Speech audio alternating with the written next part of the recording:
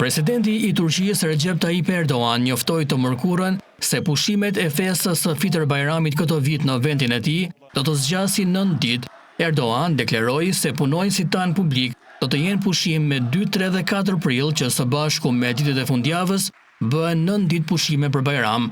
Kritikët thonë se me këtë vendim qeveria turke synon të sfidojë thirrjet e opozitës për bojkot dhe protesta masive për arrestimin e kryetarit të Bashkisë së Stambollit Ekrem İmamoğlu.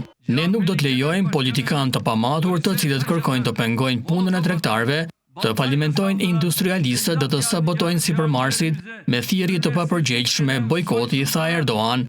Ne nuk do të lëmë në mëshirë asnjë kompani apo individ që kontribuon në ekonominë e Turqisë, theksoi Erdogan. Kreu i partisë kryesore opozitare të Turqisë i tha BBC-s se protestat do të vazhdojnë në çdo qytet derisa të shpallen zgjedhjet e parakohshme presidenciale ose derisa kryetari i burgosur i Stambollit, Ekrem İmamoğlu, të lirohet nga burgu.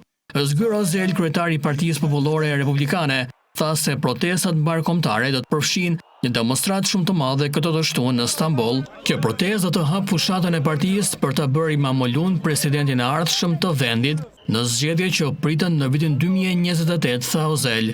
Ai theksoi se rasti i korrupsionit kundër kryebashkiakut të Stambollit ishte një mashtrim i krijuar për ta diskredituar atë.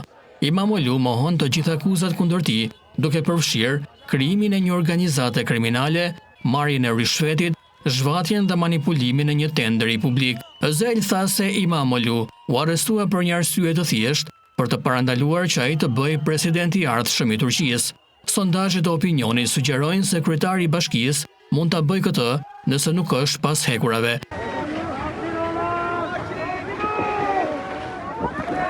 Një video publikuar të mërkurën tregoi protestuesit në Universitetin Teknik të Ankaras duke u spërkatur me ujë me presion gjatë demonstratave antiqeveritare të shkaktuara nga burgosja e kreut të Bashkisë së Stambollit, Ekrem İmamoğlu.